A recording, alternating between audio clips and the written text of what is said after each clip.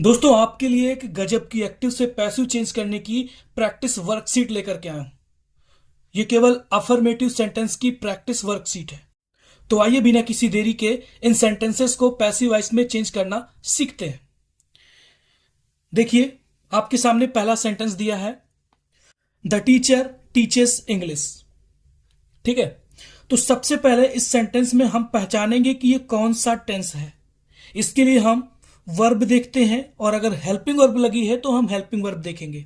इसमें कोई भी हेल्पिंग वर्ब नहीं लगी, यहां पर केवल वर्ब लगी, यानी वर्ब में एस और ईएस लगा हो तो वो कौन सा टेंस होता है? प्रेजेंट इंडेफिनिट टेंस होता है। और जब उसको हम पैसिव वॉइस में चेंज करते हैं तो प्रेजेंट इंडेफिनिट टेंस के बाद जो भी टेंस आता है, प्रेजेंट कॉन्टिन्यूअस टेंस, तो उसकी हेल्पिंग वर्ब लगाते हैं। ठीक, सब्जेक्ट को ऑब्जेक्ट की जगह ले जाते हैं और ऑब्जेक्ट को सब्जेक्ट की जगह ले आते हैं। ठीक, यहां पर जो आपका सब्जेक्ट है वो द टीचर है। ठीक, और ऑब्जेक्ट है आपका, वर्ब के तुरंत बाद ऑब्जेक्ट लगा होता है यानी इंग्लिश। तो हम इंग्लिश को शुरू में लाएंगे, लिखेंगे इंग्लिश। ठीक, अब इंग्लिश आपका एक सिंगुलर सब्जेक्ट है तो इसके साथ इज लगता है। ठीक, तो इंग्लिश इज। फिर आती है वर्ब की थर्ड फॉर्म। पैसिव वॉइस में चेंज करते समय वर्ब की थर्ड फॉर्म हमेशा लगती है, यानी टीच की थर्ड फॉर्म क्या होगी? टॉट। ठीक, टॉट के तुरंत बाद हम क्या लगाते हैं? बाय। ठीक, और बाय के बाद सब्जेक्ट, यानी सब्जेक्ट ऑब्जेक्ट की जगह पे आ जाएगा द टीचर। क्या लिखेंगे? The teacher. ओके, आगे देखिए, अगला सेंटेंस क्या दिया आपके सामने? दे अचीव्ड देयर टारगेट्स। ठीक, यहां पर वर्ब की सेकंड फॉर्म लगी है, कोई भी हेल्पिंग वर्ब नहीं है, तो ये पास्ट इंडेफिनिट टेंस का सेंटेंस है। तो हम सबसे पहले ऑब्जेक्ट को सब्जेक्ट और सब्जेक्ट को ऑब्जेक्ट बनाएंगे। तो वर्ब के तुरंत बाद ऑब्जेक्ट होता है यानी देयर टारगेट्स। हम यहां पे लिखेंगे देयर टारगेट्स। अब ये पास्ट इंडिफिनिट में है तो पास्ट इंडिफिनिट के बाद जो पास्ट कॉन्टिन्यूअस टेंस आती है उसकी हेल्पिंग वर्ब लगेगी, यानी वाज और वर। तो यहां पर देयर टारगेट्स प्लूरल है तो हम वर लगाएंगे, देयर टारगेट्स वर। फिर वर्ब की थर्ड फॉर्म यानी अचीव्ड की अचीव्ड ही रहेगी, अचीव्ड बाय। दे का जो ऑब्जेक्ट बनता है वो देम बनता है। क्या बनता है? देम। ओके, अगला सेंटेंस देखिए, सी इज डेकोरेटिंग द हॉल। यहां पर क्या लगा है? इज। तो इज किस पे लगता है? Present continuous tense. तो जब भी कोई भी कॉन्टिन्यूअस टेंस हो, प्रेजेंट कॉन्टिन्यूअस हो, पास्ट कॉन्टिन्यूअस हो या फ्यूचर कॉन्टिन्यूअस हो, सॉरी फ्यूचर कॉन्टिन्यूअस का नहीं बनता, तो इसको जब पैसिव वॉइस में चेंज करते हैं तो इन्हीं हेल्पिंग वर्ब के बाद बीइंग लग जाता है। ठीक, तो यहां पर सब्जेक्ट सी है और ऑब्जेक्ट वर्ब के तुरंत बाद द हॉल है, तो द हॉल को हम स्टार्टिंग में ले आएंगे। ठीक, लिखेंगे द हॉल। अब द हॉल सिंगुलर है तो इज लगेगा और इसके तुरंत बाद हम लगाते हैं बीइंग। ओके, फिर क्या है?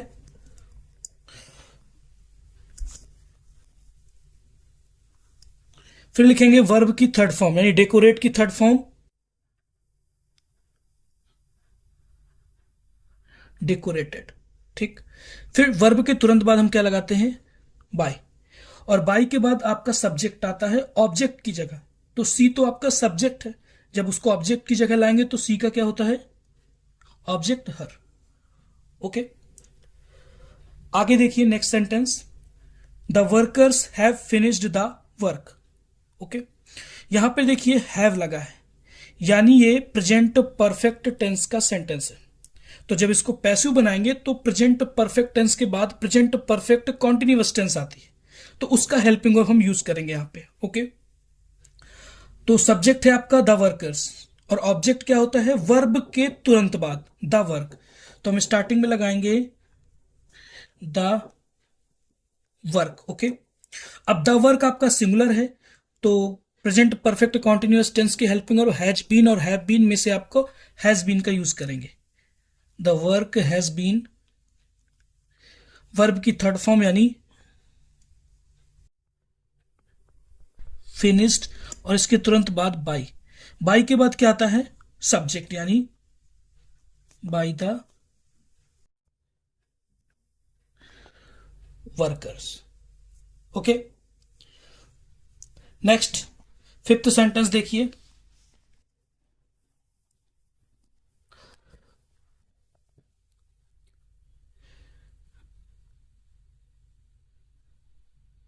फिफ्थ सेंटेंस दिया है, दे ऑर्गेनाइज्ड द फंक्शन। ठीक, यहां पर वर्ब में ईडी लगा है और कोई हेल्पिंग वर्ब नहीं है, तो ये आपका पास्ट इंडेफिनिट टेंस का सेंटेंस है। तो जब पैसिव बनाएंगे तो पास्ट कॉन्टिन्यूअस की हेल्पिंग वर्ब लगेगी। तो हम सीधा उठा लेते हैं ऑब्जेक्ट को, द फंक्शन। यहां लिखेंगे हम द फंक्शन। अब पास्ट इंडिफिनिट है तो कॉन्टिन्यूअस की हेल्पिंग वर्ब वाज वर लगेगी, सिंगुलर है तो वाज लगाएंगे। ऑर्गेनाइज थर्ड फॉर्म हमेशा ऑर्गेनाइज्ड ही होती है, ऑर्गेनाइज्ड बाई। बाई के बाद दे का जो ऑब्जेक्ट बनता है वो क्या बनता है? देम। ठीक, next sentence, they were discussing the issue. यहां पर वर लगा है यानी ये पास्ट कॉन्टिन्यूअस टेंस का सेंटेंस है। तो हमने बताया जब पैसिव चेंज करते हैं तो इसमें बीइंग लगा देते हैं। ओके, तो वर्ब देखिए डिस्कसिंग है, तो वर्ब के तुरंत बाद दिया है आपका ऑब्जेक्ट, इसको हम उठा के सब्जेक्ट की जगह लिखेंगे, यानी द इशू। अब द इशू सिंगुलर है तो वॉज लगेगा, वॉज बीइंग। वर्ब की थर्ड फॉर्म यानी क्या लगाएंगे हम? वर्ब की थर्ड फॉर्म लगेगी यानी डिस्कस्ड,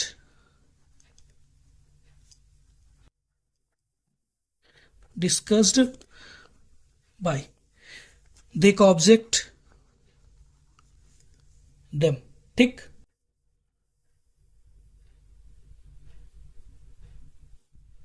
नेक्स्ट देखिए, she had submitted the application. यहां पर हैड लगा है यानी ये पास्ट परफेक्ट टेंस का सेंटेंस है। पैसिव में चेंज करेंगे तो पास्ट परफेक्ट कॉन्टिन्यूअस में चेंज हो जाएगा।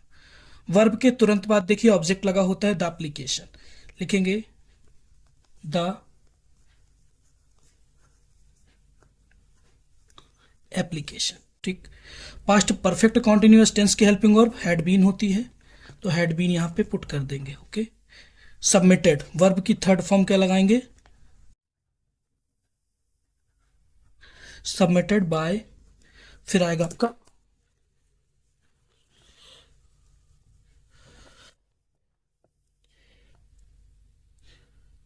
हर।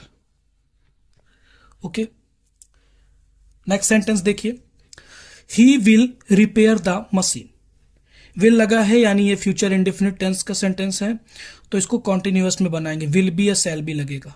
ठीक, वर्ब के तुरंत बाद ऑब्जेक्ट लगा है, लिखेंगे द मशीन। ठीक, विल, विल के तुरंत बाद बी लग जाएगा, विल बी। वर्ब की थर्ड फॉर्म रिपेयर का, रिपेयर्ड बाय। ही क्या है? सब्जेक्ट था, जो हिम ऑब्जेक्ट की जगह हिम आ जाएगा। ओके,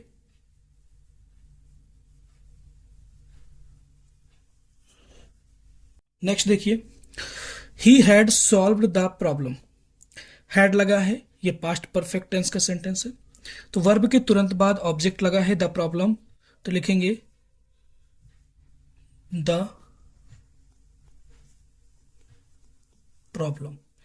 अब परफेक्ट टेंस में है तो परफेक्ट कॉन्टिन्यूअस टेंस की हेल्पिंग हैड बीन। ठीक, फिर क्या आएगा आपका? Solve, third form solved bye.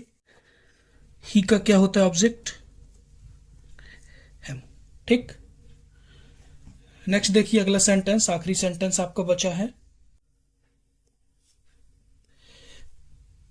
Last sentence है, she will have cleaned the room. यहां पर देखिए विल हैव लगा है यानी ये फ्यूचर परफेक्ट टेंस का सेंटेंस है, तो किसमें बनेगा? Future perfect continuous tense. तो वर्ब देखेंगे क्लीन्ड है, वर्ब के तुरंत बाद द रूम ऑब्जेक्ट है, तो हम लिखेंगे द रूम। ठीक, फिर यहां पर सिंगुलर है तो विल हैव, और बीन लग जाता है फ्यूचर परफेक्ट कॉन्टिन्यूस में, विल हैव बीन। फिर वर्ब की थर्ड फॉर्म यूज करेंगे, यानी क्लीन्ड बाय। सी का ऑब्जेक्ट क्या होता है? हर होता है। ठीक, अगर आपको ये प्रैक्टिस वर्कशीट अच्छी लगी हो और आपने कितने अटेम्प्ट किए कमेंट बॉक्स में जरूर बताइएगा, और ऐसे ही वीडियोस के लिए चैनल को सब्सक्राइब जरूर कर लीजिएगा। तो मिलते हैं अगली वीडियो में।